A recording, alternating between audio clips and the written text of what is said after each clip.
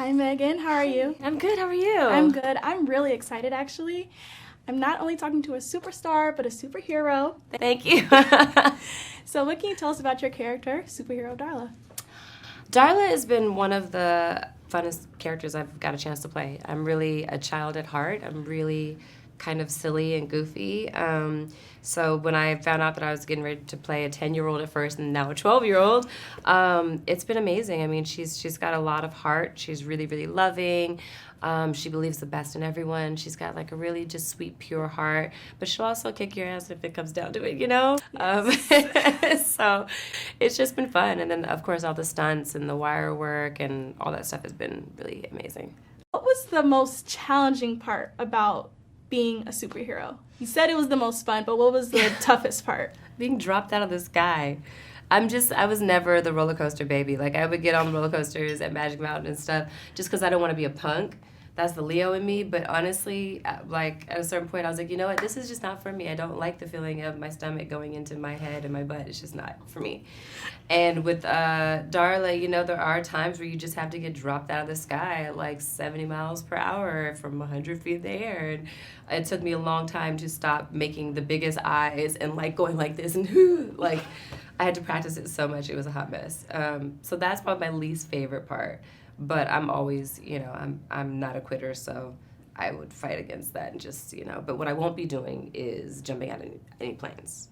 That's not going to be for me.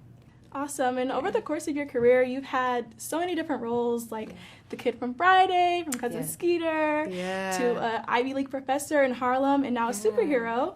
So I'm curious, if you could have your pick, what would be your dream role? Like, what is a role that Meagan Good hasn't played that she really wants to play? You know, a biopic.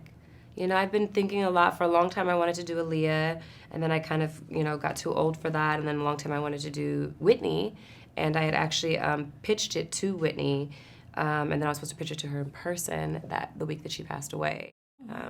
And so I'm not sure. I want it to be someone that I'm super connected to, that I really care about their story, that they influenced and inspired me. And that they were controversial in their own way, you know? So I don't know who it is yet, but definitely a biopic, I think, would be the ultimate challenge. So if somebody's watching, she's ready. Yeah. Greatly. So not only have you been acting, booked and busy, it's a major flex, honestly. You've been working... By the grace of God. Consistently since you were 4 years old. Yeah. Us mere mortals were just in pull-ups. You were on set. Like, no. I mean, I was in pull-ups before that. Well, wait, did they have pull-ups in the 80s? I don't know. But I was in something.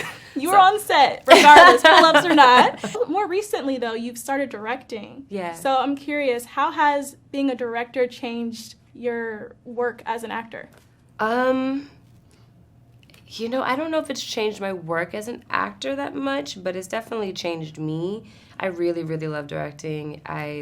You know, I've been in hair and makeup and wardrobe for, you know, the better part of 30 years. And at this junction, I just love coming to work and putting on like a beanie and some sweatbands and like a vintage T-shirt. And I love serving the other actors and actresses. I love serving the project. It's just something about that part of creativity where it's not really about you. It's really about how can you make everyone else, you know, look great and give great performances and make the film great and all that kind of stuff. And so, I don't know if it's changed me much as an actress, except for I'm directing scenes in my head when I should just be focusing on acting sometimes. But that's about it. But I was already doing that before, which is why I ended up directing. Okay. So is that what inspired you to start directing, is you wanted that level of control, so to speak? I think, well, it started as an accident. My cousin... Dijon was just coming off the show Glee, and he wanted to do a music video, and I had been producing at that point, so he asked me to produce the video. So I said, okay, so I'm producing the video, and one of my jobs was to find the right director. And so I wanted to hire a friend of mine that I thought was great, and he ended up not being available, and I had made the joke that if he wasn't available, I would direct it, ha ha ha. And then when he wasn't, I had to really direct it, and I was absolutely terrified. But then once I started doing it, I was like, oh wait, I know exactly what I'm doing. Like, I might not know exactly what the name of this frame is or, you know, the size of it, but I know exactly what I want it to look like. And then from that point on, I just kind of did like a music video or like a short film like once or twice a year. And then it wasn't until, 2000 19, I think, where I literally, a friend of mine, she had written a script, and I really wanted to champion her because I just felt like she was a phenomenal actress and wasn't getting her chance, you know? Mm-hmm. So we co-directed it together, we co-produced it, we co-starred in it, and she wrote it, and I think that we're probably the first 2 Black women to do that in history together.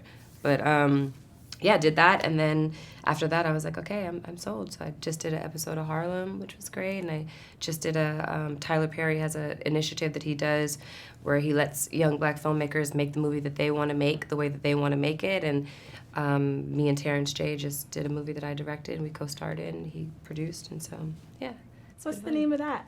Russ and Drew. Okay. Yeah. So we know what to look out for. Yeah. How do you tap into the courage to persevere?